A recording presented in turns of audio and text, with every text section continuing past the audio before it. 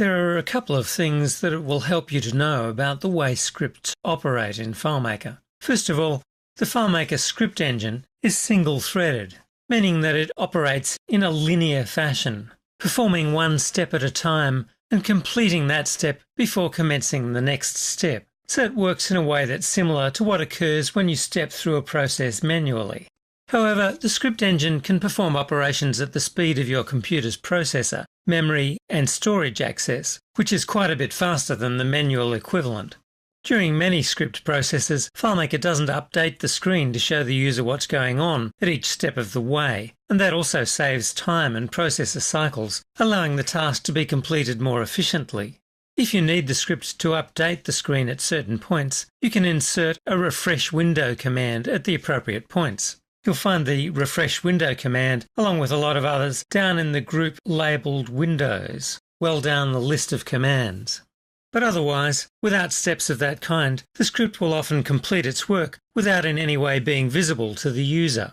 While a script is running, it takes over the application and operates as though it was a user controlling the application and the interface. But in fact, a script can perform actions and achieve results that aren't possible for a user.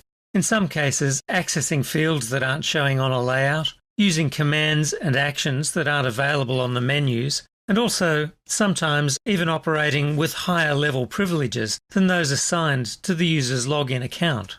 Despite the speed of execution and the added powers scripts have, their linear nature means that they mirror the sequence of actions a user would take to complete a task, and many script steps use the solution interface, layouts and fields, portals and modes in much the same ways as you do as a user. As such, a script follows many of the same rules that you do as a user, and it's constrained by the context of the layout, the window, the sort and navigation status, and so on. So when you're writing a script, it helps to think like a database user. Although scripts are single-threaded, there are times when you'll need them to respond differently depending on what they encounter. Sometimes you'll want a script to behave differently depending on the data it encounters, or contingent on other variables. And often you'll want to build in some code that will gracefully handle errors. For example, in the available title script, I set a sequence of steps here to perform a find. But what happens if, when the script runs, there aren't any records that match the find criteria? In that case, FileMaker would post an error dialog and all sorts of confusion would result. But there are some neat things you can do to anticipate problems of this sort. Up at the top of the list of available script steps is a group of commands under a heading Control. One of these steps, Set Error Capture, prevents FileMaker from posting error dialogues while the script is running.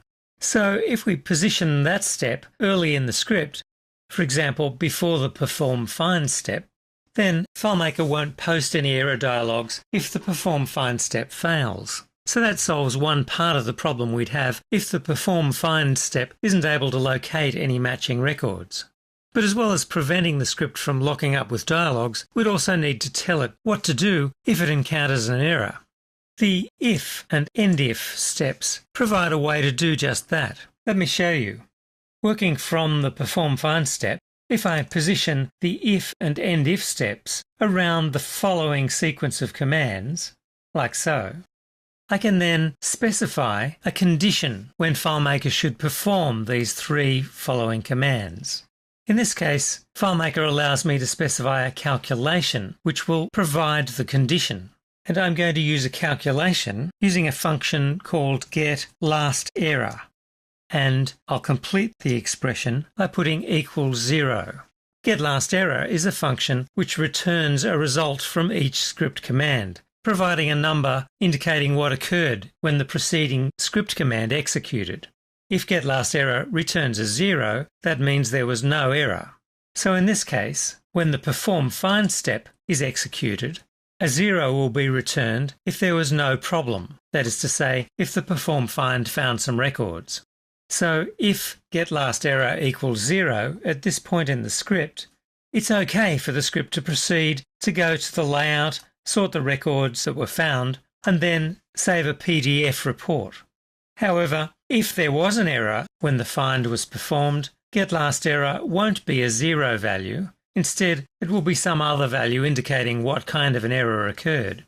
And so, in that case, the if step will evaluate such that the following steps will be skipped, and that whole group of script commands won't be executed. Instead, FileMaker will simply go straight to the end if and then return to the original layout. In some cases, we can insert an additional step, the else step, to enable FileMaker to do something instead of the steps that occur within the if sequence.